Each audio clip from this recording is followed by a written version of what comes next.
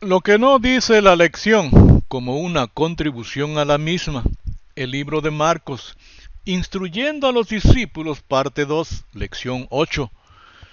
Empieza el capítulo con algo que quiere resaltar Marcos. Dice, levantándose de allí vino a la región de Judea y al otro lado del Jordán.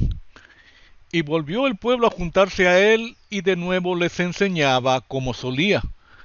Pero Mateo dice de esta manera, aconteció que cuando Jesús terminó estas palabras, se alejó de Galilea y fue a las regiones de Judea al otro lado del Jordán.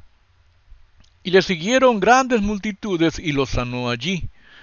Uno ve enseñanza y el otro sanidad. Uno hace evidente a qué fue enviado y el otro que no pudo entrar a la ciudad a proclamar el mensaje. Vinieron los fariseos con el objetivo específico de tentarle. Dice, y se acercaron los fariseos y le preguntaron para tentarle si era lícito al marido repudiar a su mujer. Pero en Mateo preguntan de esta manera, ¿es lícito al hombre repudiar a su mujer por cualquier cosa? Y comienza la discusión y Cristo dice, estableciendo así la aritmética del matrimonio para nosotros. Dice, él respondiendo les dijo, ¿no habéis leído que el que los hizo al principio, varón y hembra los hizo? Es decir, seres completos. Y dijo, por esto el hombre dejará padre y madre y se unirá a su mujer y los dos serán una sola carne. Es decir, 1 más 1 es igual a 1. El problema de nosotros es que después de la caída ya no somos uno, no estamos completos. Y el enemigo ha introducido una aritmética para el matrimonio que preconiza la unidad. Y es como sigue, mitad más otra mitad es igual a 1. Se casaron incompletos, por eso forman la idea de suplemento y complemento, de afinidad en sus vidas. Siendo que pasado el tiempo empiezan a pensar que con la que se casaron no es su mitad. Y empiezan a buscar otra vez. Por eso la separación y el divorcio. Es más, los votos matrimoniales se la hacen entre ellos. Y se sufre un gran fiasco. La solución es que la misión de Dios sea nuestra misión. El de ser restaurado en nosotros lo que perdimos en la caída. ¿Y qué perdimos? Santidad. Dios en nosotros. Dominio. Reino. El de Dios. Y Edén. Su presencia. Vivir en su presencia por siempre. Cristo en el diálogo con Nicodemo habla del verdadero nuevo nacimiento, del recién nacido, del niño. Este vino a Jesús de noche y le dijo, Rabí, sabemos que has venido de Dios como maestro, porque nadie puede hacer estas señales que tú haces si no está Dios con él. ¿Qué enseñaba? ¿De qué materia era maestro? Del reino de Dios. Respondió Jesús y le dijo, de cierto te digo, que el que no naciere de nuevo no puede ver el reino de Dios. Moisés y Aarón hicieron ver a los israelitas en Egipto, desde lejos, el reino de Dios. No, la tierra que fluye leche y miel. ¿Ven la similitud? Solamente así decidieron salirse, es decir, creyeron y por ello fueron perdonados y librados del exterminador, para luego cruzar el Mar Rojo. Y según Pablo, al cruzarlo en seco, fueron bautizados. Luego dice, Nicodemo le dijo, ¿cómo puede un hombre nacer siendo viejo? ¿Puede acaso entrar por segunda vez en el vientre de su madre y nacer? Respondió Jesús, de cierto te digo que el que no naciere de agua y del Espíritu no puede entrar en el reino de Dios. Es necesario los dos nacimientos para entrar al reino de Dios, y es aquí y ahora. Cuando Dios le habla a Satanás en Génesis 3:15, en síntesis lo que le dice es, mi hijo va a nacer. Satanás pensó, dijo, va a venir en carne. ¿Y cómo se viene en carne? Naciendo. Desde ese momento los recién nacidos son la peor pesadilla para él. Porque le recuerdan que la sentencia es inminente. Y en la cruz se confirma la sentencia. Y con ello sus días están contados. La misión de este ser es que el nuevo nacimiento que habla el Señor con Nicodemo no se realice en nosotros. El percibir el reino. Y si nacen en ese verdadero nacimiento, no se confirme en ellos este nuevo nacimiento, el bautizo del Espíritu Santo. De cierto os digo, entre los que nacen de mujer, no se ha levantado otro mayor que Juan el Bautista. Pero el más pequeño, el recién nacido en el reino de los cielos, mayor es que él. ¿Quién da vida eterna? ¿Cuándo nos es dado esta vida eterna? ¿Para qué se nos da esta vida eterna?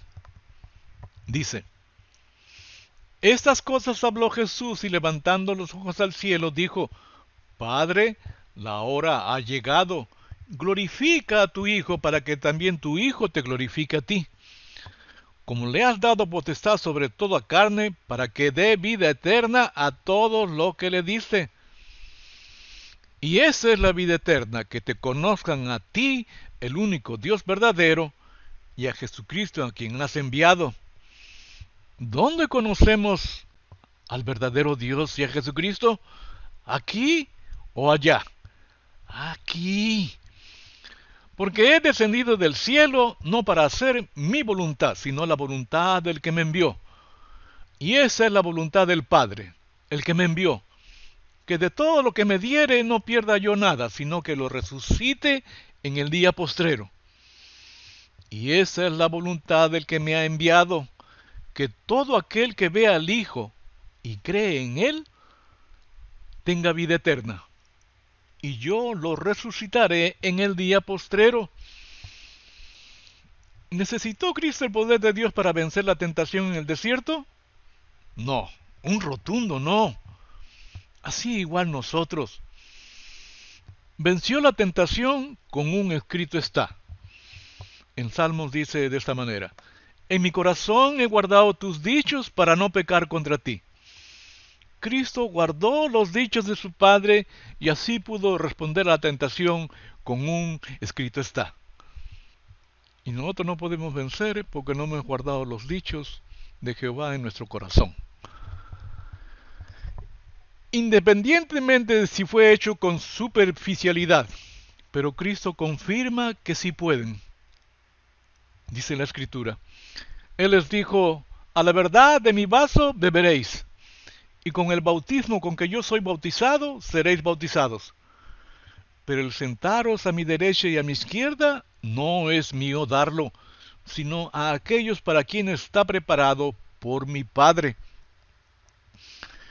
Cuando lo oyeron los 10, comenzaron a enojarse contra Jacobo y contra Juan. Mas Jesús llamándolo les dijo, ¿sabéis que los que son tenidos por gobernantes de las naciones se enseñorean de ellas, y sus grandes ejercen sobre ellas potestad? Ya sea gobernante o grande, pero ambos ejercen autoridad, ejercen un derecho que tienen sobre ellos.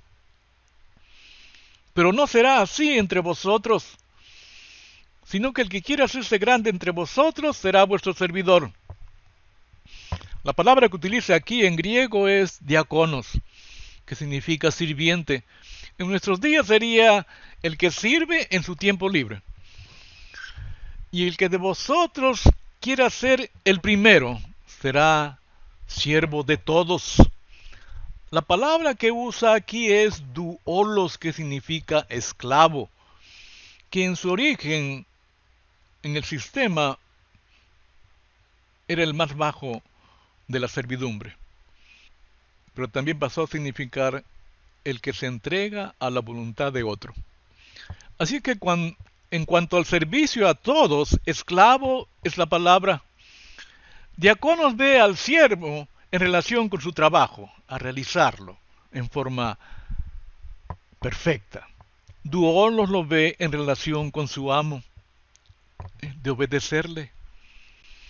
Porque el Hijo del Hombre no vino para ser servido, sino para servir y para dar su vida en rescate por muchos. Jesucristo sirvió a todos, al que está en necesidad, como el que no está en necesidad. ¿Cómo sirves a tu hermana o tu hermano de iglesia que no está en necesidad?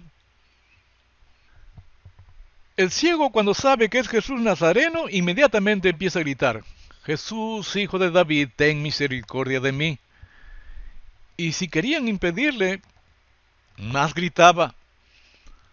Para que no siguiera gritando, Jesús le llama y le dice: ¿qué quieres que te haga? Cuando pregunta el Señor: ¿y vosotros a quién decís? ¿Quién soy yo? Simón Pedro contestó: tú eres el Cristo, el Hijo de Dios vivo. Pero más adelante les dice: entonces mandó a sus discípulos que no dijeran a nadie que él era Jesús, el Cristo, es decir, el ungido de Dios, el Mesías. Hijo de David, más que una referencia de genealogía, es un título mesiánico. Cuando la gente se refería a Jesús como el Hijo de David, quería decir que Él era el Mesías, el libertador por tanto tiempo deseado, el cumplimiento de las profecías del Antiguo Testamento. Los fariseos entendían exactamente lo que la gente quería decir cuando llamaban a Jesús Hijo de David. Pero al ver las cosas maravillosas que hacía, y que los muchachos lo aclamaban en el templo y decían: Hosana al Hijo de David, los principales sacerdotes y los escribas se indignaron. Y nos pregunta a cada uno de nosotros: ¿qué quieres que te haga? En mi caso, al leer sobre el reino diría: sácame de esta bancarrota espiritual en que me encuentro. Porque dice la Escritura: bienaventurados los pobres en espíritu, porque de ellos es el reino de los cielos. Hasta aquí nuestra contribución a la lección.